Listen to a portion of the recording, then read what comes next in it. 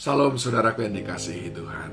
Kita sedang ada di bulan Paskah, di mana kita memperingati karya yang besar yang Yesus sudah lakukan bagi kita. Tidak ada karya yang terbesar selain daripada karya penyelamatan.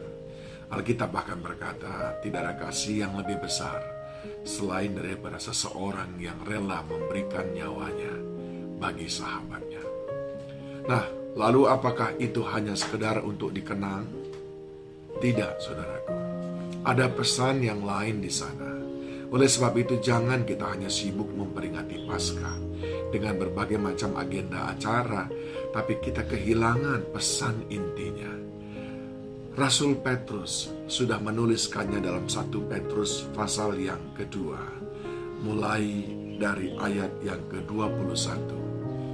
Dia berkata begini, saudaraku, sebab untuk itulah kamu dipanggil. Karena Kristus pun telah menderita untuk kamu dan telah meninggalkan teladan bagi kamu, supaya kamu mengikuti jejaknya. Pesan Paskah salah satunya adalah teladan.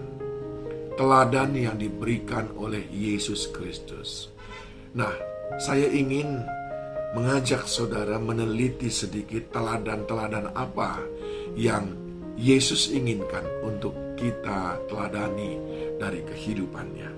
Ayat 22, ia tidak berbuat dosa dan tipu tidak ada dalam mulutnya.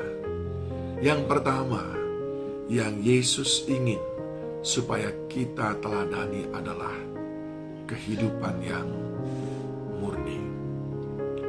Bebas dari ikatan dosa, bebas dari tipu daya lewat perkataan ataupun juga lewat perbuatan. Bukankah dikatakan bahwa Yesus adalah satu-satunya domba Allah yang kudus, dan hanya Dia yang layak untuk dijadikan sebagai domba yang mencurahkan darahnya sebagai penghapus dosa. Karena apa? Karena kesucian, kemurnian, kekudusan.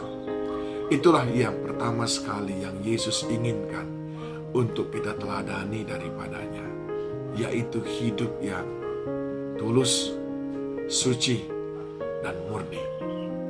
Yang kedua, saudaraku, ayat yang ke-23, ketika ia dicaci maki, ia tidak membalas dengan caci maki.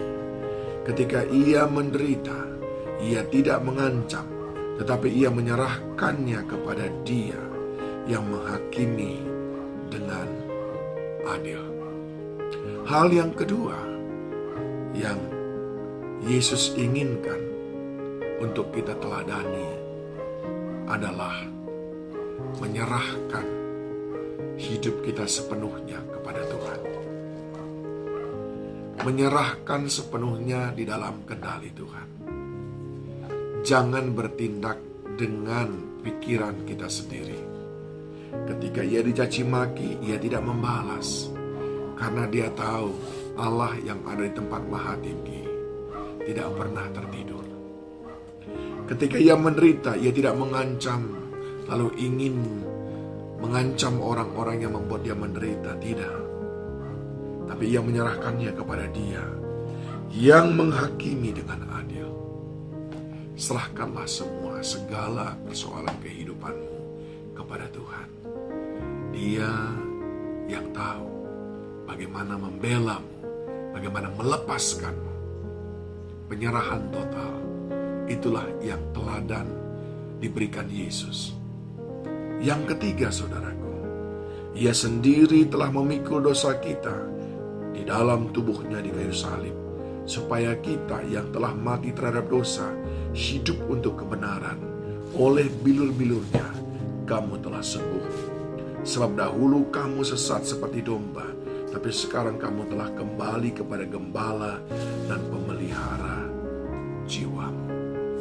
Yang ketiga yang Yesus inginkan adalah supaya kita tinggal di dalam kebenaran untuk menjaga keselamatan yang sudah Dia berikan. Dia menginginkan kita hidup dalam kebenaran, hidup untuk kebenaran, karena kita sudah disembuhkan. Disembuhkan di sini dengan kata ioma, yang artinya adalah sembuh batiniah kita, pulih kita secara total, sehingga kita memiliki gambar Allah yang sebenarnya. Ketika kita memiliki gambar Allah sebenarnya, maka ada pancaran Kristus dalam diri kita, dan Dia mau supaya kita meneladani Dia. 3 hal ini, saudaraku, yang Tuhan inginkan untuk kita teladani daripadanya lewat Paskah ini. Kiranya ini boleh menolong kita semuanya untuk lebih lagi memaknai Paskah dengan cara yang benar. Roh Kudus senantiasa menyertai kita.